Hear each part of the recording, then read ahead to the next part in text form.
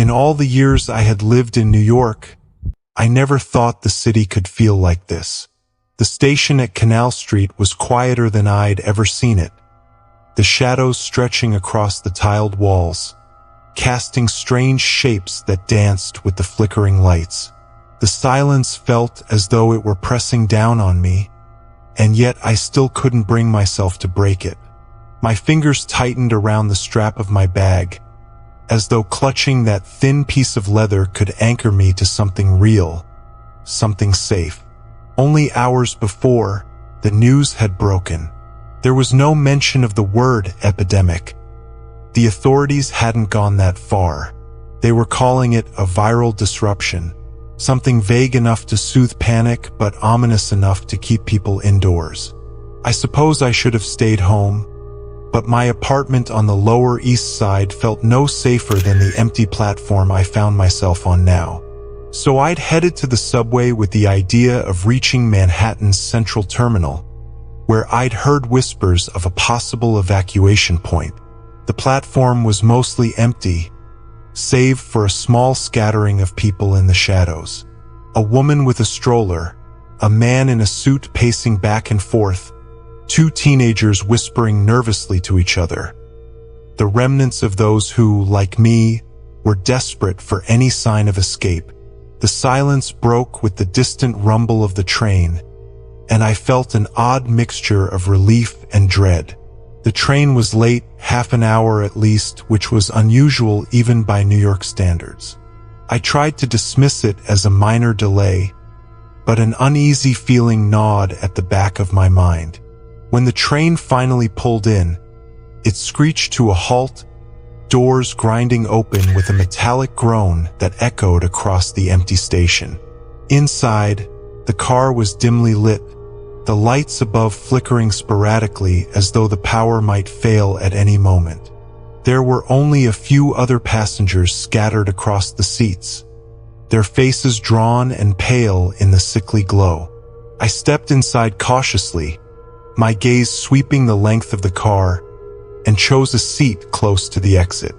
The doors slid shut behind me with an unsettling finality, and the train jolted forward. A man sat slumped against the far window, his eyes closed, head resting heavily on his shoulder. A woman across from him kept glancing around, her fingers tapping nervously on her thigh. Her gaze met mine for a brief moment, and I saw something dark, something fearful in her eyes. We all knew something was wrong, yet none of us dared to speak. The train shuddered as it gained speed, the sounds of the tunnels swallowing us whole. The city above felt miles away, like a distant memory. I watched as the man near the window stirred, lifting his head slowly. His eyes were glazed, his movements sluggish, and he seemed almost disoriented, as though he wasn't entirely aware of his surroundings. Then he opened his mouth and made a low, guttural sound that sent a chill down my spine. His eyes fixed on the woman across from him, empty and unseeing, yet filled with a strange hunger. She tensed, her fingers digging into her thigh, but didn't look away. And then suddenly he lunged. The movement was so quick, so abrupt, that I barely registered what was happening. The woman shrieked, scrambling back in her seat, but the man's grip was unyielding. I could see his fingers digging into her arm, his face inches from hers, and in that moment, a primal instinct kicked in. I jumped from my seat, heart pounding, and threw myself against the emergency button, slamming my fist down as hard as I could. Nothing happened. The train continued to barrel forward, the lights flickering even more erratically now, casting their pale glow over the violent struggle unfolding before me. I looked around, desperate for something, anything, that could help, but the other passengers were frozen, their eyes wide with terror, as though any movement would draw attention to themselves. The woman's screams pierced the silence, echoing through the car, growing more desperate with each passing second. And then, with a sudden, unnatural strength, she tore herself free, stumbling back toward me. Her eyes locked onto mine, and in that brief, horrifying instant, I could see the terror in her gaze. She was pleading, though I didn't know for what. As she collapsed into the seat beside me, the man turned his head slowly, his gaze settling on me with a hollow intensity. I backed away, feeling the cold metal of the door pressing against my spine. His mouth opened, lips curling back to reveal teeth that looked sharper, more menacing than they should have. And then, just as suddenly as it had begun, he slumped back into his seat, his eyes closing, the tension leaving his body as though nothing had happened. The silence returned, but it was far from comforting. It was the kind of silence that felt alive, the kind that grew and spread, filling every inch of space, wrapping around you like a shroud. I glanced at the woman beside me. She was trembling, her face pale, her breathing shallow. The train continued its relentless journey, hurtling us toward an uncertain future. And all I could think was that this was only the beginning. As the train lurched forward again, a wave of nausea passed over me, as though the air itself was becoming harder to breathe. Each light flickered with a rhythm that seemed to echo our collective fear, a relentless pulse that made me grip the edge of my seat. I tried not to look at the man slumped across the aisle. His head lolled to the side, and the shadowy tunnels rushing by gave his face an unnatural, ghostly cast. The woman beside me hadn't moved since she collapsed in the seat, her fingers still trembling, her eyes fixed blankly on the floor. I wanted to ask if she was all right, but something held me back. Maybe it was the look in her eyes, a hollow kind of shock that made me question whether she could even hear me. The whole car felt saturated with a silence that was somehow louder than any scream. From further down the car, I noticed others glancing at us nervously. There was a man near the end, his coat pulled tight around him, his eyes darting between the still figure across the aisle and the woman beside me. An elderly lady sat a few seats away, muttering something to herself, her eyes wide and unfocused. Everyone looked like they'd been stretched thin, their faces drained and gaunt. Perhaps it was the lighting, or perhaps something else had already touched them. When the train screeched to a halt at the next station, I felt a faint glimmer of hope. Maybe I could get off, escape whatever horror was threading itself through this ride. But as the doors opened, revealing the empty platform bathed in pale fluorescent light, I hesitated. I scanned the platform, but there was no sign of life.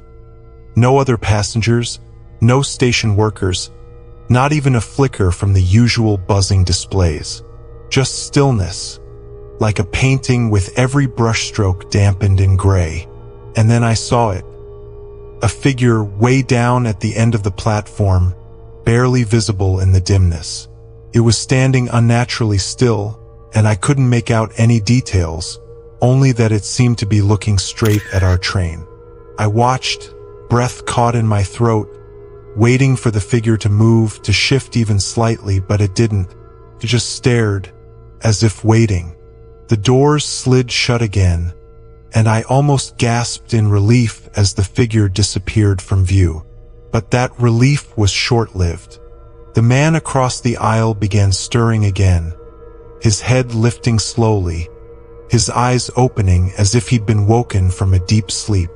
I felt my stomach twist as I noticed that his eyes had a faint, milky cast, as though something had drained the life from them, leaving only a pale imitation of sight.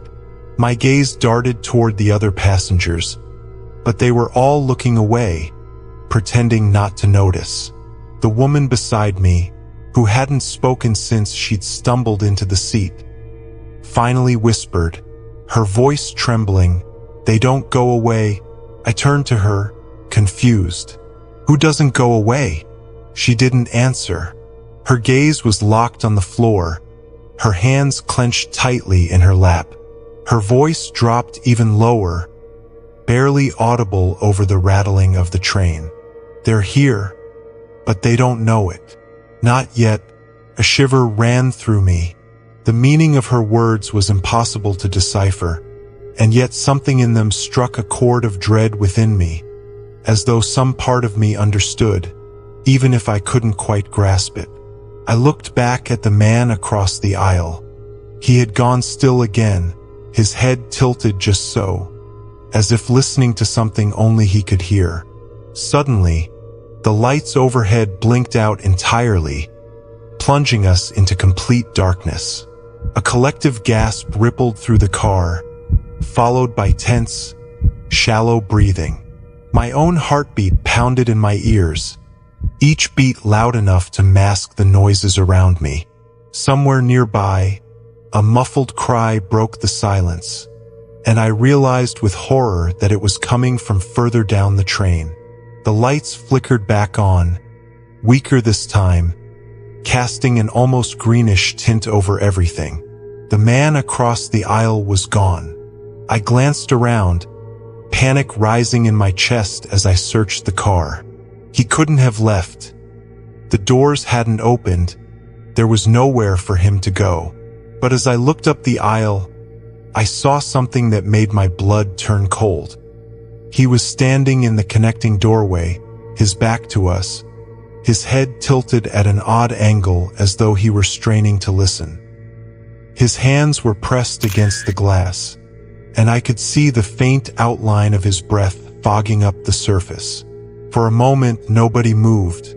We were frozen in some nightmarish tableau, every inch of us afraid that the slightest motion would draw his attention.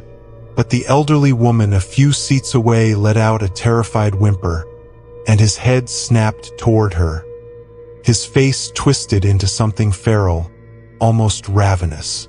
It was a look I could never forget, a look that belonged to something that had left behind its humanity. I felt a surge of adrenaline, an instinct to get as far away from him as possible. But the train was moving again, rattling through the tunnels, and there was nowhere to go. I reached for the woman beside me, my voice a hushed, desperate whisper. "We have to move. We can't stay here." She nodded, her face pale, her hands gripping the edge of her seat as she pushed herself to her feet. I felt my heart pounding as we made our way toward the back of the car, keeping our eyes on the man in the doorway. He hadn't moved, his gaze still fixed on the elderly woman, his body tense, poised, like a predator waiting for the perfect moment to strike. As we reached the far end of the car, the lights flickered once more, and for a heartbeat, everything went black. When they came back on, he was gone again. The only sound was the low, metallic hum of the train as it sped through the tunnels, carrying us deeper into the darkness. The rattling hum of the train felt sharper, more abrasive, like a jagged edge scraping against my nerves as we moved deeper into the unknown. Each station we passed through seemed darker, more desolate, and the fear in the car had transformed into something primal. My skin tingled, my breath shallow, every nerve alight as I glanced at the woman beside me, her face as pale as bone. The others were scattered through the car, their expressions hollow, a reflection of my own dread. And then the sound began, a faint scraping echoing through the metal walls, like nails or claws dragging along the exterior of the train. The noise grew louder, more insistent, until it transformed into something unmistakable. Hands. Hands pounding, scratching, and clawing, trying to get inside. The doors were vibrating under the force, dented by the relentless assault from outside. A shudder ran through the train, and I felt myself gripping the cold metal pole beside me, my fingers slick with sweat. Someone near the front of the car shouted, A choked, panicked voice. "They're on the platform. They're everywhere." A shiver shot through the passengers, and I felt a deep, unrelenting dread sink into my chest. Looking out the windows, I could just make out shadowy figures on the platforms. Dozens of them, their movements stilted and jerky. Their faces were obscured in darkness, but their eyes, like milky glass, reflected the dim lights inside the train. Those eyes were hungry, lifeless yet searching, fixed intently on the passengers inside. When the train screeched to another halt, the doors jolted open for just a second, barely a breath, but it was enough. One of them, a figure with a gaunt, hollow face, squeezed through the gap and stumbled inside. Its movement so sudden, so wrong, that I staggered back, my mind blank with horror. I could see its skin, pale and torn, patches of it peeling away to reveal the grayness underneath. It let out a low, guttural sound, a terrible rasp that sent a shiver down my spine. "Back!" I shouted, grabbing the woman beside me as we stumbled down the narrow aisle, retreating from the thing advancing toward us. Its eyes were empty, but its intent was clear. It wanted to reach us.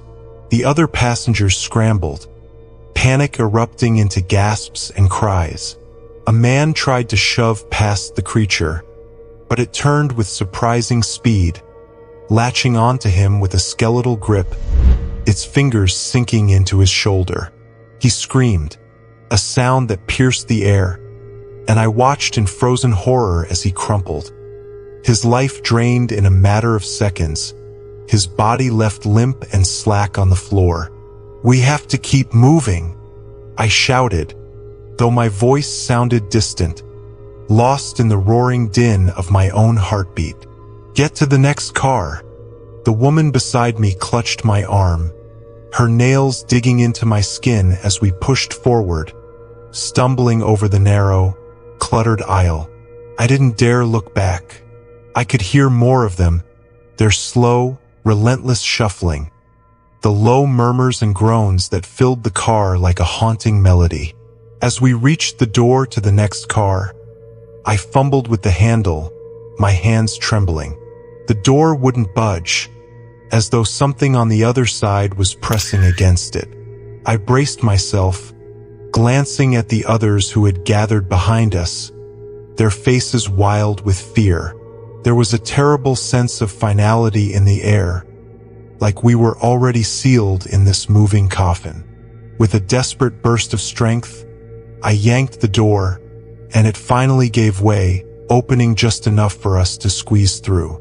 We stumbled into the adjoining car, slamming the door behind us, and I turned the latch, breathing heavily, watching as the figures pressed up against the glass, their faces twisted into monstrous, ravenous expressions. "They're not stopping," the woman muttered, her voice barely more than a shiver of sound.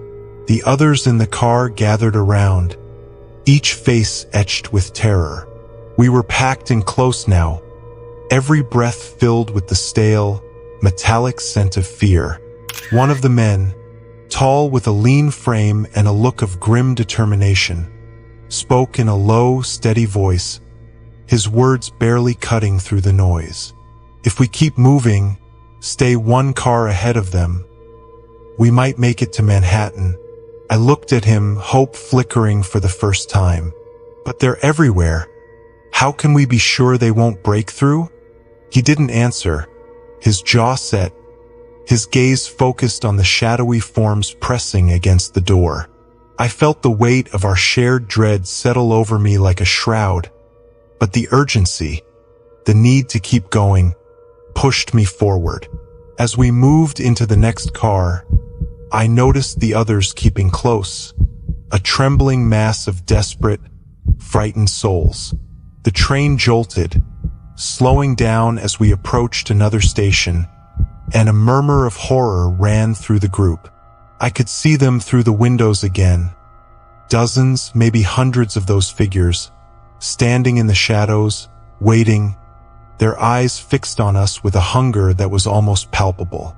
The train didn't stop completely this time, just slowed enough for the doors to crack open.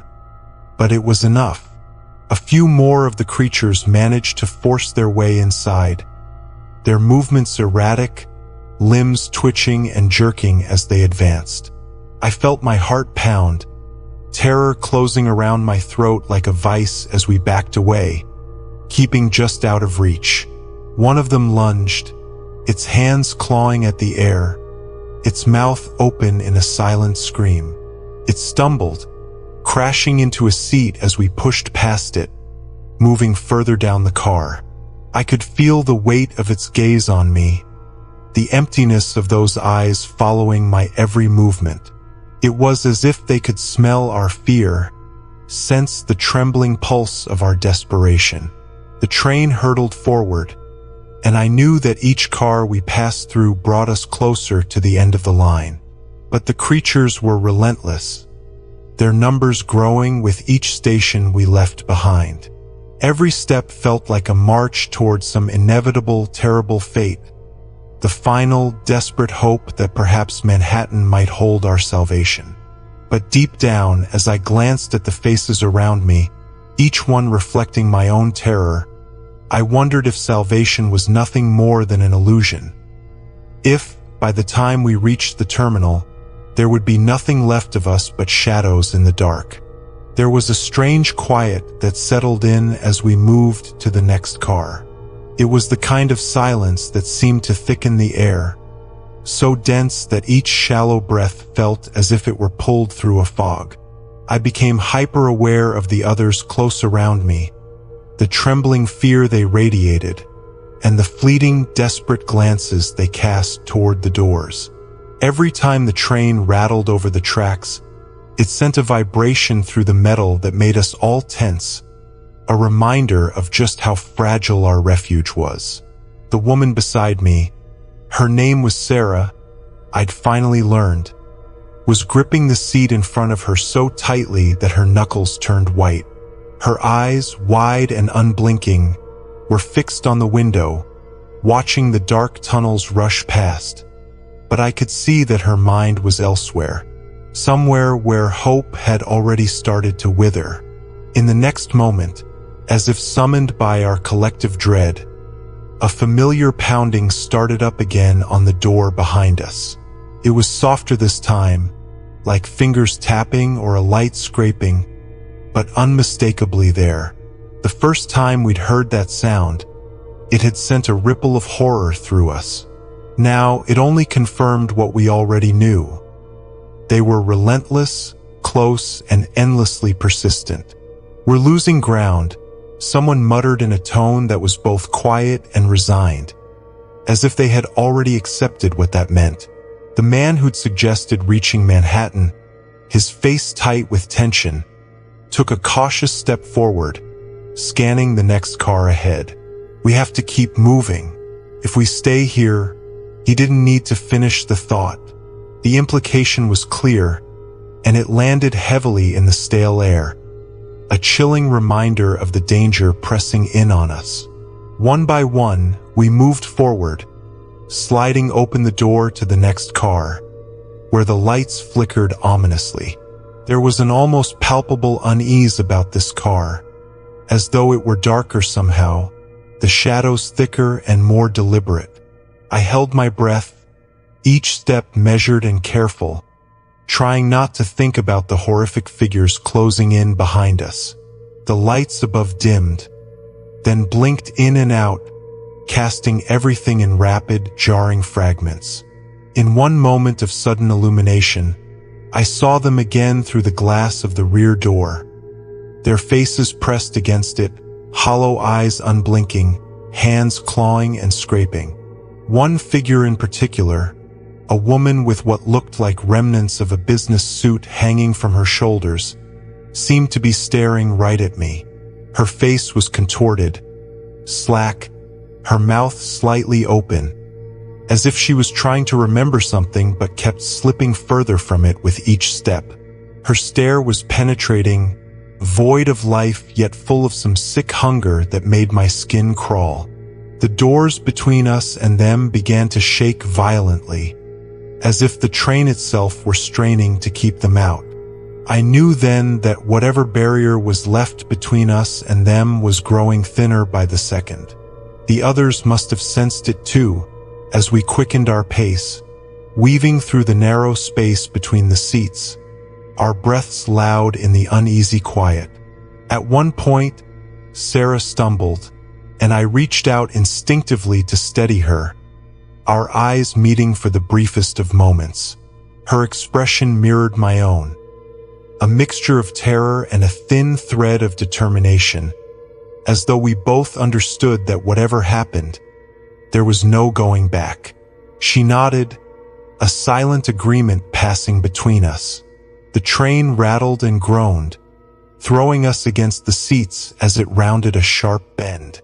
The pounding at the door grew louder, the metallic clang reverberating through the narrow space. Then, in a horrifying instant, the train jolted to a sudden, jerking halt. We staggered, clutching at anything solid, as the lights flickered once more, plunging us into pitch darkness. Someone gasped, and I could hear the shuffling, panicked breaths of those around me. My pulse thundered in my ears, and I realized we were frozen, collectively holding our breath, waiting for what would happen next. Then, with an almost sinister slowness, the lights blinked back on, casting the car in a cold, unforgiving glow. And there, standing just inside the door, was one of them.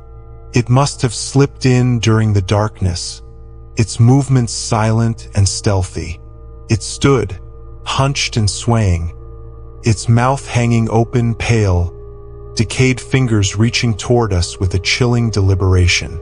The air went thick with terror, and I could feel every muscle in my body lock, as if paralyzed by the sight of it. There was a strange, almost animalistic intelligence in its gaze as it scanned the group, sensing our horror, feeding on it. Then, with a guttural sound that echoed through the car, it lunged. Chaos erupted. People scattered, scrambling over seats, pushing through the narrow aisles, their cries echoing in the confined space.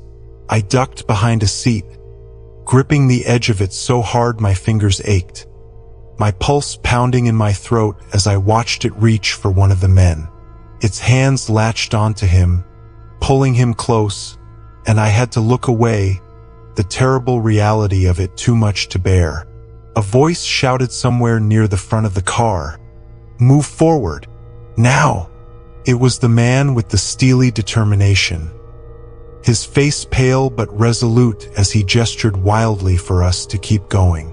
His voice cut through the panic, snapping us back to our primal drive to survive. I rose, grabbing Sarah's hand, pulling her along as we pushed through the bodies crammed into the aisle. The others followed, a frantic stream of humanity surging toward the door, leaving behind the shambling creature and the terrible fate of those it had caught. In the next car, I slammed the door shut, my hands trembling as I locked it, watching through the small window as the infected figure pressed its face against the glass. Its eyes, dull and lifeless, still seemed to stare with an unnatural focus, as though it could feel my gaze on the other side. It pounded its fists against the door, each thud sending a jolt of terror through me. But this door, at least for now, held. I took a shuddering breath, releasing Sarah's hand, and for a moment, our group stood in silence, staring at one another, the weight of what we just witnessed settling heavily over us. We were running out of space.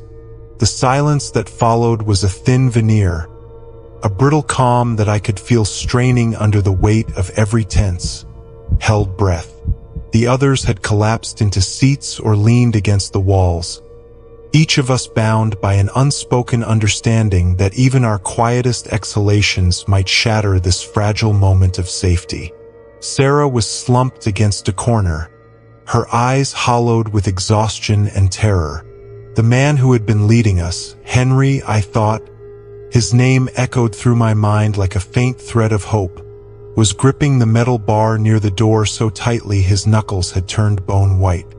He was our anchor, the one who had insisted on pushing forward, and yet now even he looked as though he were bracing himself for a moment that might break him. None of us spoke, afraid that words would somehow give form to the nightmares lurking just beyond the doors. My gaze wandered to the door where the creature had pressed its face, its gray, waxy skin stretching over bone like something long dead but unable to rest. I felt an overwhelming helplessness, as if no matter how fast we moved, no matter how many doors we closed, they would find a way in. I could almost feel them in my blood, a throbbing, invasive presence, creeping closer with each passing second. The train lurched forward suddenly, and a few of us let out quiet gasps, startled by the movement, as if we'd momentarily forgotten the world around us was still alive and rolling forward. I glanced around at the others, trying to read their expressions. Some still wore the blank mask of shock, while others stared forward with grim determination, clinging to the only thing left to them, the faint hope of Manhattan. It was absurd, perhaps even foolish, but we clung to it anyway, that promise of safety just a few stops away, even as we knew we were hurtling toward it on rails that could easily lead us to something far darker. Henry broke the silence, his voice soft but with a strange edge that caught my attention. "We're close," he said, barely above a whisper, as if he were trying to convince himself as much as the rest of us. His words hung in the air, and I saw a flicker of belief in Sarah's eyes, her shoulders straightening slightly, like she'd found a reason to hope again, however fragile. Yet even in this shallow calm, my skin prickled with the sense that something was off, that we were being lulled by a false lullaby. I couldn't shake the feeling that they were still near, that they would find us, tear open whatever flimsy piece we'd wrapped around ourselves.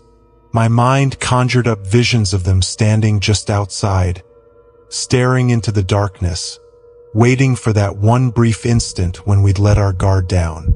As if reading my thoughts, Henry nodded toward the next door.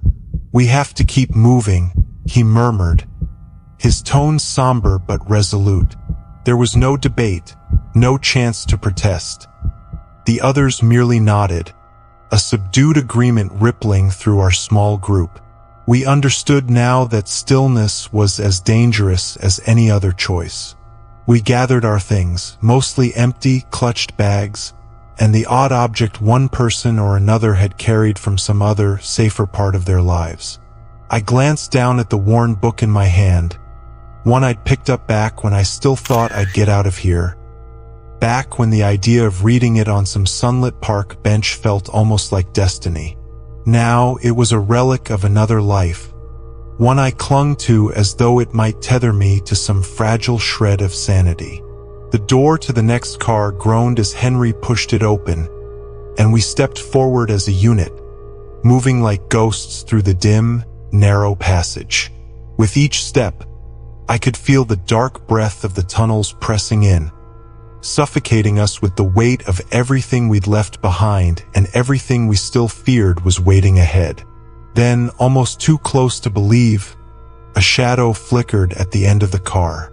We froze, an instinctual paralysis gripping us as we huddled back, pressing against the seats, our breaths shallow, fearful of attracting attention.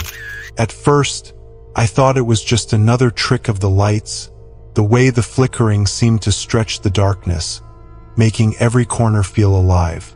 But then I saw it, the pale outline of a face, slack-jawed and empty, peering into the train as though searching, calculating.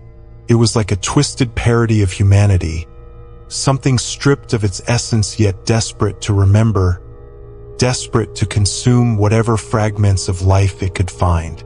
Time seemed to slow, the very air thickening around us, as though holding us in place. I could feel the sweat on my forehead, the tightness in my throat as I swallowed, willing my heartbeat to quiet itself. The thing moved slowly, its limbs awkwardly disjointed, but with a grim determination that made my stomach turn. I held my breath as it passed near us, its fingers brushing against the glass, eyes rolling in their sockets with a slow, haunting deliberation. It lingered near the door, and in that moment, I felt a terrible urge to scream, to shatter the silence and let everything pour out. The fear, the helplessness, the realization that we were no more than prey in a predator's den. I could sense the others tense beside me, every muscle locked, as if any movement would betray us.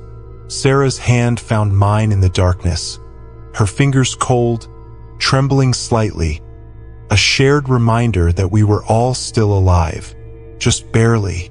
Finally, after what felt like an eternity, it staggered past, disappearing into the shadows once more. None of us moved, afraid that even the softest breath would call it back. Henry was the first to break from the paralysis, nodding toward the door to the next car.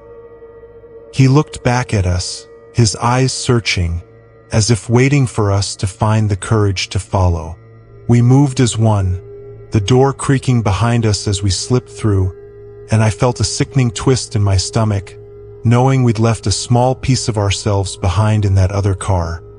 One more fragment of who we used to be, sacrificed in this endless, harrowing journey through darkness.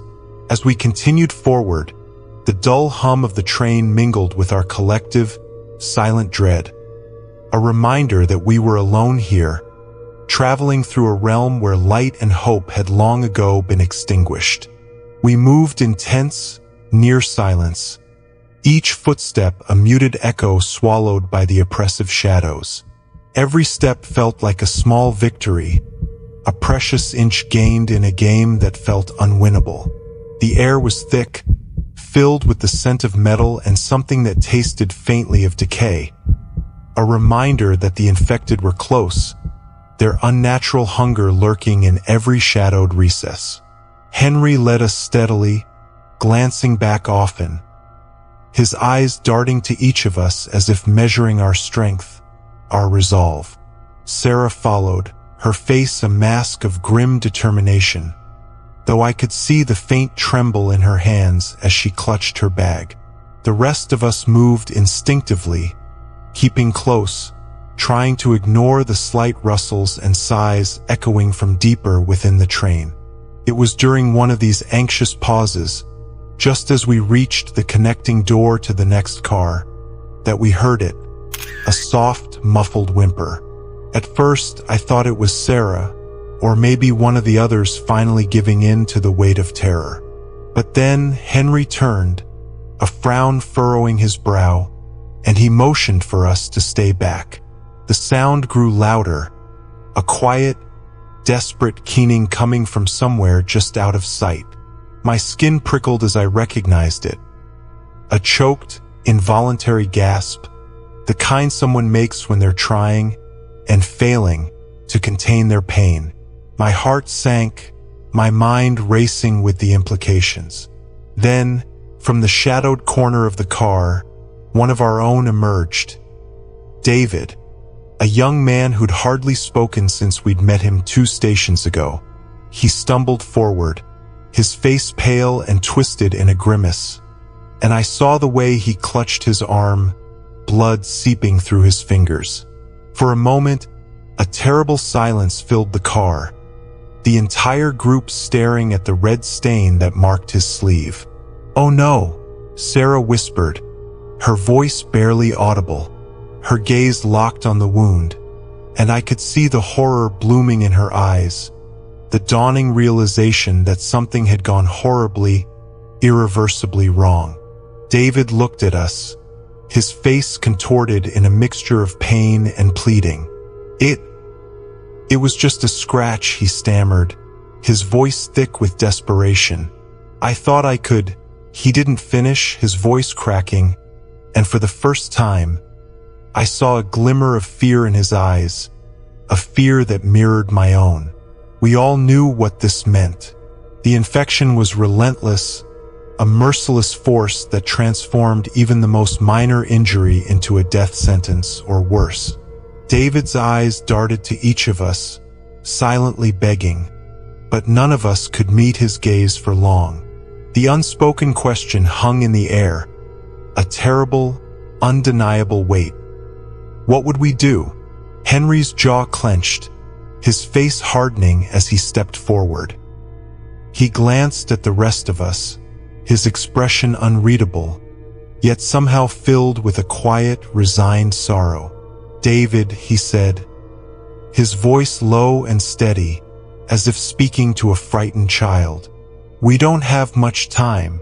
David's shoulders sagged, his body folding in on itself as he staggered back, clutching his arm even tighter.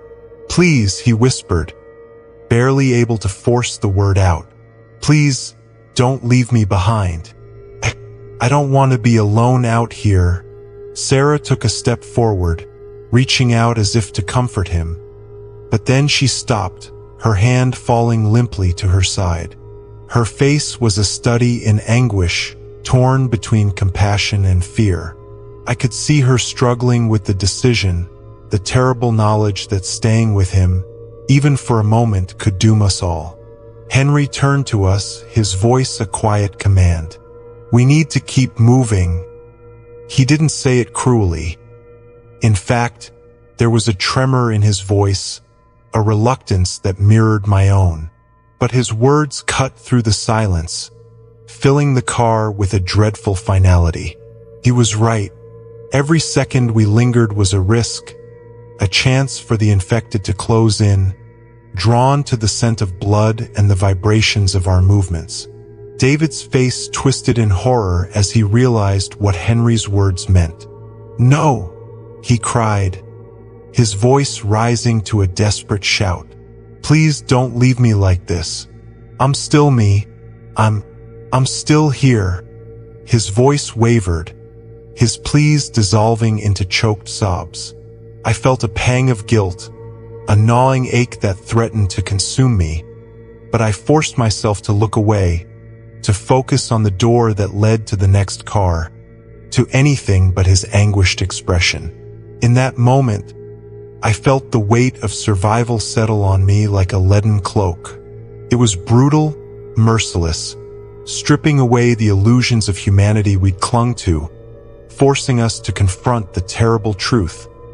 There was no room for mercy here, no space for weakness or sentimentality. We were survivors, nothing more, and survival demanded sacrifices.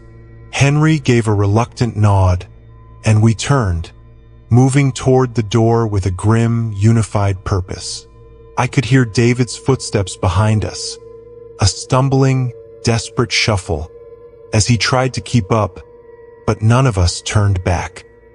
His pleas grew softer, fading into the dim, echoing corridors of the train, until they were no more than ghostly whispers on the edge of hearing.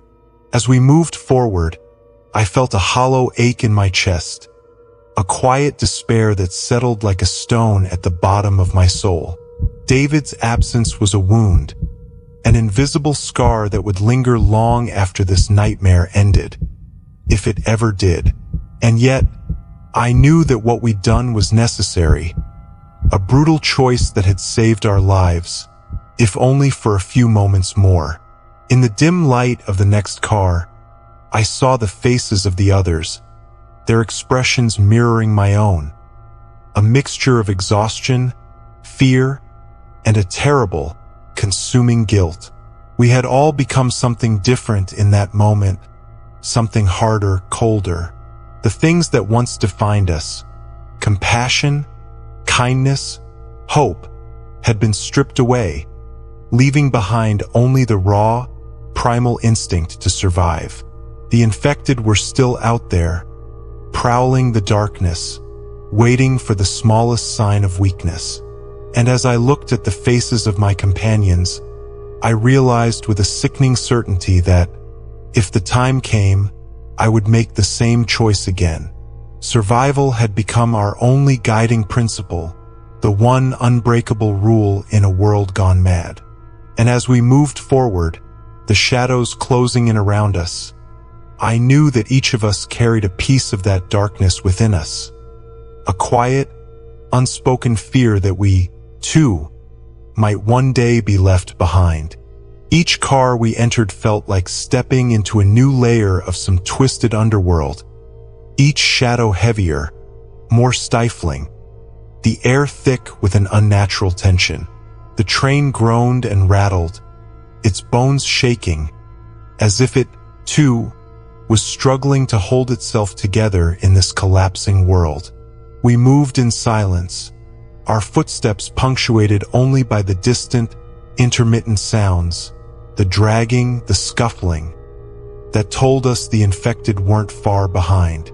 Sarah was at the back of our group now, her face drawn and pale.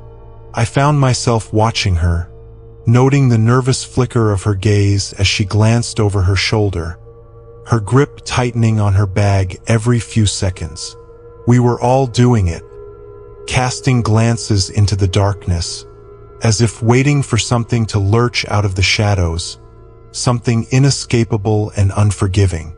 In the dim light, I could see each of our faces marked by exhaustion, but it wasn't just fatigue. It was the kind of weariness that comes from knowing there's no end to the horror, no respite from the fear that gnawed at our edges like an uninvited thought. It wasn't long before we reached another station. The platform loomed out of the shadows, rows of empty benches and discarded belongings scattered across the tiles. I felt the weight of hundreds of absent souls pressing in on us, lingering in the forgotten objects they'd left behind. And then I saw them, figures, lurking at the edges of the platform, shifting in and out of the dim light. At first, they looked like shadows, indistinct and hazy, blending into the gloom. But then, as the train slowed, I caught a glimpse of them. Eyes wide and vacant, skin pale and slack. They moved with a jerky, unnatural rhythm, heads twitching, limbs contorted in ways that seemed almost absurdly wrong, as if they were puppets with broken strings. Their clothes were torn, stained with the evidence of their relentless hunger, and I could smell the sickly sweet stench wafting through the cracks in the doors. The infected stood in clusters, almost like mourners at a grim, silent vigil. They turned their heads in unison as the train pulled to a stop, their expressions void of recognition but full of a ravenous anticipation. For a moment, I felt as though I were staring into a mirror, seeing in their empty eyes the hollowed-out reflections of what we could become if we let fear consume us completely. Henry motioned for us to stay low, his hand raised as he pressed a finger to his lips. Slowly, we began moving again, inching along the length of the train car, trying to remain as silent as possible. But with each step, my nerves prickled with the overwhelming sensation that one wrong move, one slight misstep, would be our undoing. The infected sensed us somehow, even though they couldn't see or hear us directly. It was as if they could feel the faint thrum of our presence, like a subtle disturbance in the dark. Then, a soft, metallic clang echoed through the car. I froze, my breath catching in my throat as I turned to see Sarah, her face flushed with embarrassment, staring down at the metal flask she'd accidentally dropped. The sound seemed to hang in the air, amplifying as it bounced off the walls, a single note of pure, terrible clarity. The infected reacted immediately, heads snapping toward the noise, bodies lurching into motion with a synchronized, almost mechanical precision. They surged forward, moving as one, a grotesque wave of shambling bodies clawing and stumbling over one another in their desperate frenzy. I grabbed Sarah's arm, pulling her forward as the rest of the group broke into a run, our footsteps pounding against the metal floor. The infected crashed against the side of the train, their hands clawing at the doors, their faces pressed against the glass. I caught glimpses of their eyes, clouded yet alight with a strange, insatiable hunger, their mouths moving soundlessly as if rehearsing words they could no longer speak. The infected began pouring into the train car behind us, squeezing through the broken windows and doors, their bodies contorting in unnatural ways to fit through the narrow openings. We stumbled forward, throwing ourselves into the next car, scrambling to shut the door behind us. Henry pushed against it with all his strength, his face twisted in concentration as he fought to keep it closed. I joined him, my hands slipping on the cold metal as the infected pushed from the other side, their fingers snaking through the cracks, grasping, clawing, relentless. I felt the pressure against my hands, felt the faint shudder of the door as it buckled under the weight of so many desperate bodies. "We can't hold it much longer," Henry whispered, his voice tight with strain. His gaze flicked toward the others, his eyes dark with the kind of grim determination that told me he was already calculating the cost, already preparing for the possibility that we might have to abandon someone if it meant our own survival. Sarah looked back at us, her face pale but resolute. "We can't leave anyone behind," she said, her voice steady, as if she were speaking to herself as much as to us. But even as she said it, I saw the flicker of doubt in her eyes, the quiet fear that had settled in each of us, like a shadow we couldn't shake. The infected were relentless, their bodies pressed against the door, hands reaching through every gap, fingers brushing against my skin. I could feel their cold touch, the faint, icy scrape of fingernails on my flesh, and a chill ran through me. They were so close, so impossibly close, and I realized that survival was no longer a matter of outrunning them, but of outlasting them, of finding the strength to endure even as they pressed in around us, stripping away the layers of our humanity one agonizing moment at a time. With a final, desperate push, we managed to secure the door, shoving a loose metal bar through the handles to brace it. The infected continued to press against it, their muffled groans and scratches filling the car with a low, insistent hum, a sound that wormed its way into my mind, burrowing deep and leaving behind a residue of dread. For a moment, we stood in the silence, catching our breath, each of us staring at the door, watching as it shuddered and strained against the weight of the infected on the other side. The realization settled over us like a heavy fog. We were trapped, caught between the infected behind us and the uncertain darkness ahead. And as I looked into the faces of my companions, I saw that each of us had reached the same grim understanding. There was no turning back.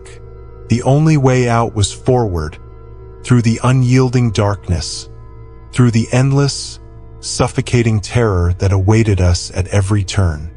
There is a kind of silence that sets in after a narrow escape, an eerie hush that fills every corner and seems to steal the air from the room. That's the silence we found ourselves in, standing there in the train car, our backs pressed against the cold metal of the door. I could feel the warmth of the others around me, their quick breaths matching my own, each one a harsh reminder that we were alive. For now. The infected pounded on the door behind us, a ceaseless rhythm that echoed through the steel frame and made my bones vibrate. It was a sound that somehow stripped away all hope, an insistent reminder of what waited for us on the other side. Everyone else in the group stood frozen, barely daring to move, as if any sudden gesture might draw the infected closer, might snap the thin thread holding back their relentless assault. I caught Henry's gaze across the dim light, and for a second, I thought I saw something familiar there. A shared understanding, a kind of primal fear that we were only just beginning to comprehend.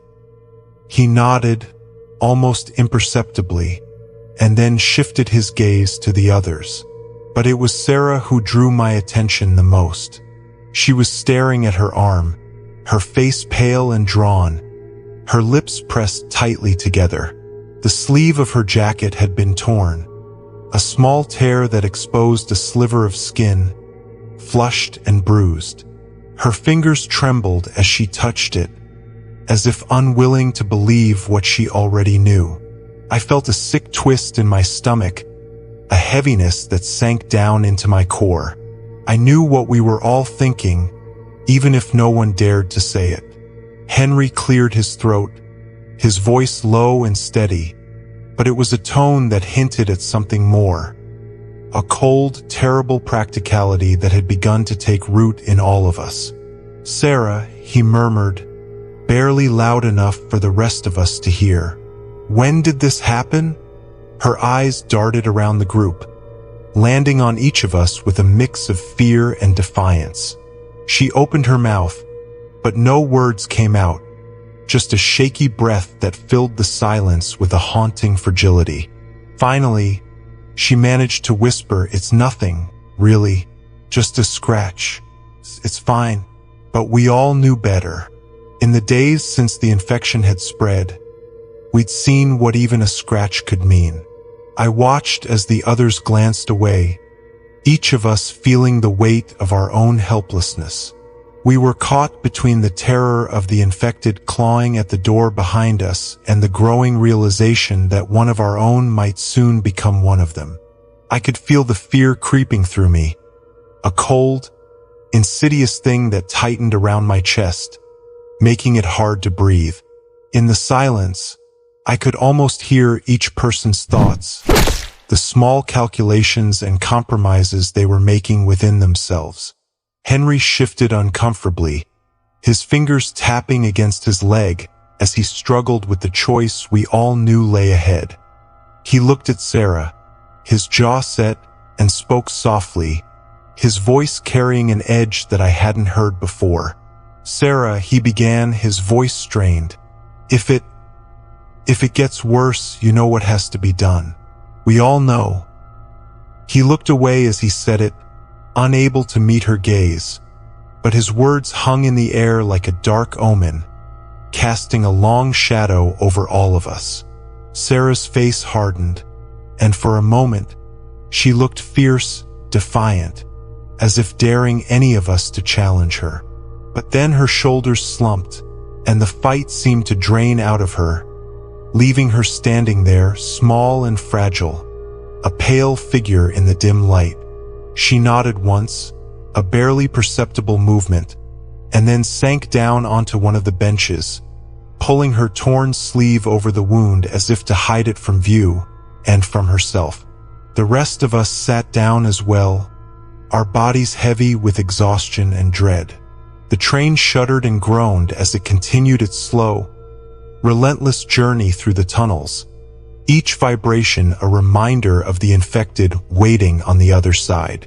I tried to close my eyes, to shut out the world and find some small moment of peace, but every time I did, I saw Sarah's face, the fear etched into her eyes, the silent resignation that told me she understood what her fate would be.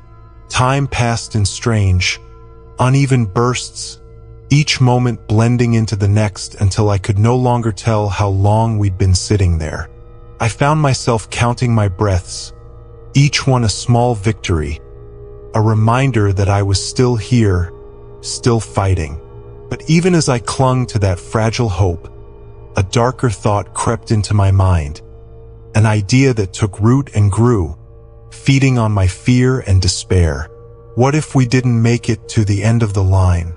What if we were doomed to wander these tunnels forever, trapped in this endless nightmare, each of us slowly succumbing to the infection, one by one, until there was no one left? I could feel the panic building, a suffocating weight that pressed down on my chest and made it hard to breathe.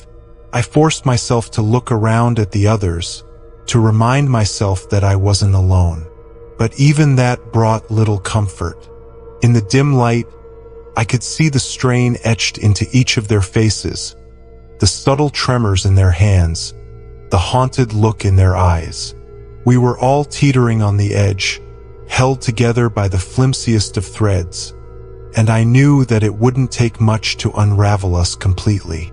I caught Henry's eye, and he gave me a small, grim nod, as if to say he understood, that he shared the same fear. And then, as if to underscore the hopelessness of our situation, the train jolted to a stop. The lights flickered, casting long, distorted shadows across the walls, and for a moment, we were plunged into complete darkness. I could hear the infected outside, their hands scraping against the metal, their low, guttural sounds filling the silence with a sense of impending doom. In that darkness, I felt something shift within me. A hardening, a quiet acceptance that maybe this was the end, that there was no escape from the nightmare that had become our lives. But then the lights flickered back on, weak and sputtering, casting a pale, sickly glow over the car. I looked at the others, their faces pale and drawn, each of us clinging to the last shreds of hope, even as we felt them slipping away. And in that moment, I realized that it wasn't the infected we feared the most. It was each other. It was the knowledge that, given the right circumstances, we were all capable of making terrible choices, of sacrificing others to save ourselves. And that, more than anything, was the true horror of our situation, the slow, inevitable decay of our humanity, the dark truth that lay at the heart of our struggle. As the train began to move again, I felt a hollow emptiness settle within me, a quiet acceptance of the darkness that had taken root in each of us. We were survivors, yes, but at what cost? And as I looked around at the others, I wondered how much of ourselves we'd be forced to leave behind before we reached the end of the line, if we ever did. The train lurched again, and with it, the fragile calm that had settled over us began to unravel, piece by piece. The city outside was nothing but a blur, the tunnels swallowing everything, sound, light, and hope. There was only the persistent thrum of the train's engine and the scraping of infected hands on the metal walls. I could feel the tension in the air, thick like a storm that hadn't yet broken. It had been hours since we'd left the last station, hours of clinging to each other, of watching every corner for signs of danger, of hearing the distant rumble of the tracks, wondering if we'd ever see the end. But now, as we neared the next station, something had changed. A new fear settled in, one that I couldn't shake, no matter how tightly I closed my eyes or how deeply I tried to breathe. The darkness outside the train seemed to press closer, as though the tunnel itself was waiting, watching, preparing for something. "Listen," Henry whispered, his voice so low it barely cut through the thick silence. "We're almost there. Stay quiet. Stay calm." We nodded, or at least I think we did. I was too busy watching Sarah, who was still sitting on the bench, her gaze fixed on her arm, the wound growing more pronounced with every hour. I could see her lips moving, though no sound came out, her fingers twitching as if she were mouthing something to herself, some prayer or promise. Couldn't tell which. "Do we have anything to block the doors?" Daniel asked, his voice sharp, his eyes darting nervously between Henry and the others. His hands shook, betraying the fear he tried to suppress. I didn't speak, didn't want to. The words that had been circling in my mind, the images that had haunted me, they wouldn't let me go. But I couldn't ignore it any longer. A tremor of dread, something deeper than what we had already faced, rippled through me. It was more than just the infected outside. Something else was coming. "We need to hurry," Henry said, snapping me back to the present. "Grab anything you can, chairs, bags, anything, and block the doors. If we don't keep them out, This will be the last stop. The others immediately moved into action. The tension in the air turned into frantic energy. Everyone had their hands full, blocking the train's single narrow exit with whatever they could find: old, brittle magazines, bags filled with nothing but empty promises, and loose chairs that scraped against the floor with a harsh, unnerving noise. I tried to help, but my mind kept drifting. My hands moved as if on their own, fumbling through the pile of random debris we had gathered, but I could barely focus on anything. I couldn't stop looking at the shadows, the long, thick shadows cast by the dim lights above. The train groaned again, and for a moment, I could almost feel the entire structure shifting, as though the very train were alive, trembling in anticipation of what lay ahead. And then, in the stillness of the train's dark heart, I heard it, the unmistakable sound of something moving. It was subtle at first, just a faint rumbling that rolled through the tracks, like distant thunder. But then it grew louder, closer, and in that moment I knew. The air around us grew heavier, the tension thickening as we all fell silent, our eyes meeting in unspoken understanding. Another train, Daniel breathed, his voice full of disbelief. Another train on the same line, Henry muttered, his face pale. His hand tightened around a piece of metal, his knuckles white against the dark. It's coming straight for us. I froze, my heart skipping a beat.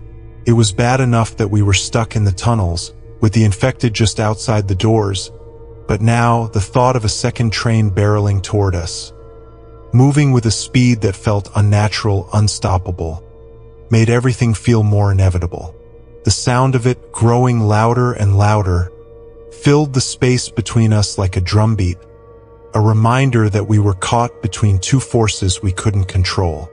"They won't stop," Henry continued, his voice low and strained. "We have to make sure this train doesn't stop. If it does, we're dead." I didn't speak, didn't know what to say.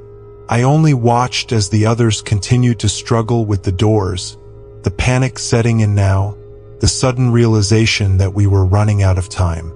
The sound of the train, the other train, grew louder, closer, a roar in the distance that sent shivers crawling up my spine. I glanced out of the window, trying to see into the darkness. The tunnel was a black void, stretching endlessly in every direction, but it wasn't empty. I thought I saw movement, shadows twisting in the dark. "They're out there," I whispered, more to myself than to anyone else. Sarah's face was pale, her eyes wide with fear, and I saw her mouth moving again, muttering something I couldn't hear. "Sarah?" I said, my voice trembling. "Sarah, you have to stop. You need to focus." But she wasn't listening. Her eyes were unfocused, lost in some distant thought. And then, just as the train jerked slightly, she snapped out of it, her hand flying to her arm, clutching it like it was the only thing that could tether her to the reality of the moment. I heard the sound of scraping metal again, closer this time, came from the tracks, not from outside the train, and for the first time, I felt the full weight of our situation press in on me. We weren't just fighting for survival against the infected. There was a second, far more immediate threat coming straight for us, and the train's path was inevitable. There was no way to stop it, no way to change direction. The infected on the outside of the train had been a constant menace, their presence like a dark cloud hanging over us. But now, with the sound of the second train so close, I felt the weight of our reality come crashing down. It was no longer just a matter of holding the doors. It was about making sure we didn't collide with whatever force was coming our way. "Get ready," Henry snapped. "If that train gets too close, we have to run. Block the doors and hold fast." I nodded, though I didn't know what good it would do. There was nothing we could do to stop what was coming. Nothing but wait and hope that the chaos that was unfolding would be enough to save us, or destroy us once and for all. As the sound of the other train's roar grew deafening, I felt a sick sense of inevitability. We were already too deep into this nightmare, too far gone, and the longer we waited, the less chance we had of escaping at all. The silence between the thumping of the train grew heavy, and then, suddenly, everything came to a crashing halt. The crash, when it finally came, was not what I expected. There was no great explosion, no fiery wreckage, no dramatic collapse of steel and glass. Instead, it was an odd, almost disorienting jolt. A sudden lurch forward, a shudder that passed through the train, rattling our bones and our very sense of time. The sound, though, was what stayed with me. A horrible, grinding noise, as if the entire world was scraping against itself. For a moment, there was nothing. Only the ringing in my ears, the strange stillness that followed.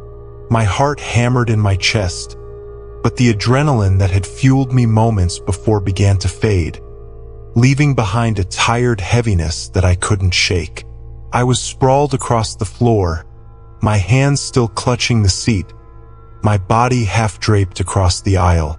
The lights flickered, casting twisted shadows on the walls as we all slowly began to regain our bearings. "Is everyone okay?" Henry's voice cut through the silence, low and strained. His eyes were wide, scanning the faces around him. Sarah was sitting up, her hand still pressed to her arm, and Daniel was standing, his face pale, eyes wild as he looked toward the broken doors.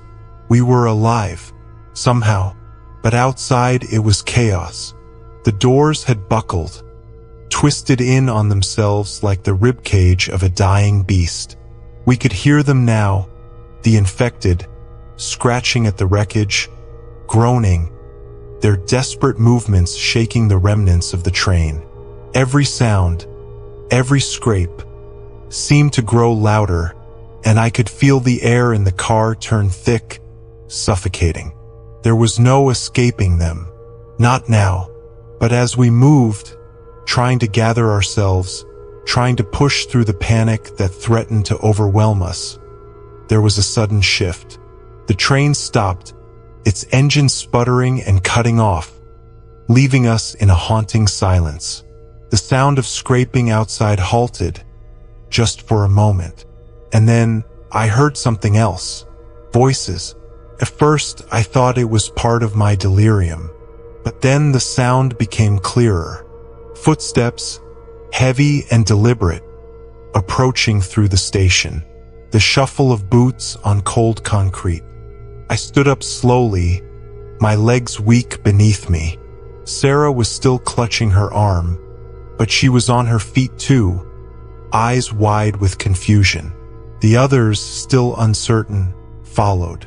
There was no clear direction, no immediate plan, but instinctively we moved toward the doors. The groaning of the train outside was joined by a sudden burst of noise.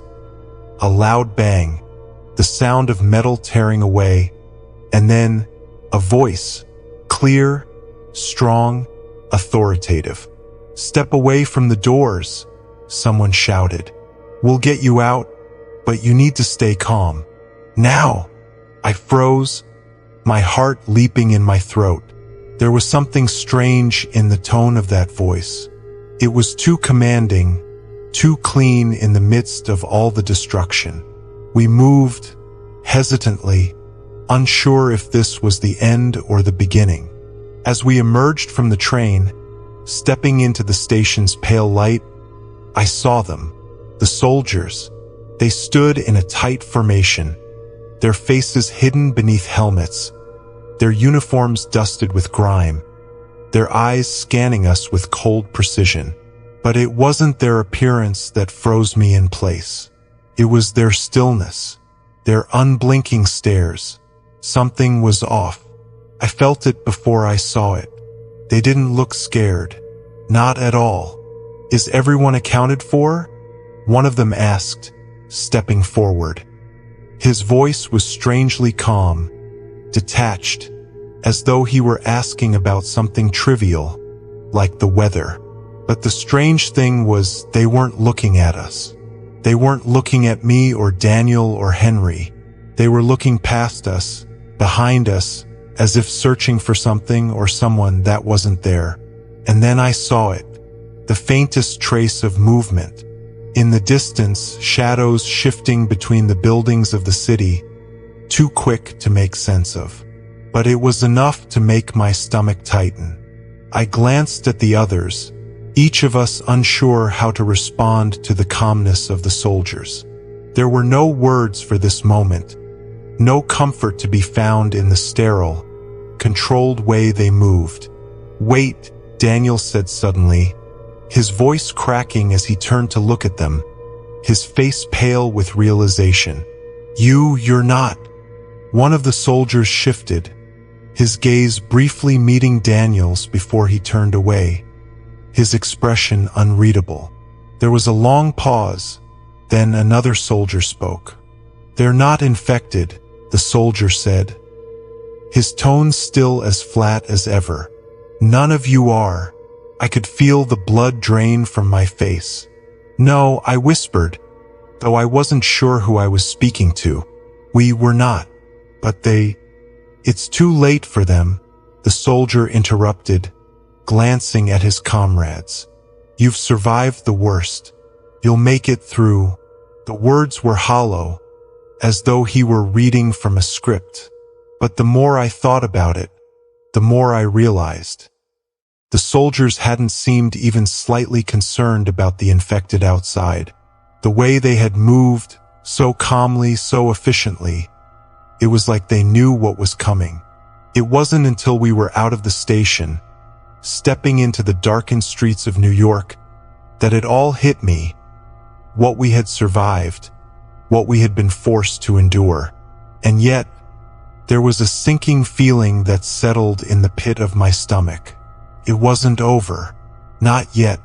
The city, or what remained of it, was silent. The streets seemed untouched by the chaos we had just witnessed, the buildings towering around us like silent witnesses to our survival. The soldiers led us down the empty streets, their eyes always ahead, never once turning back to look at us.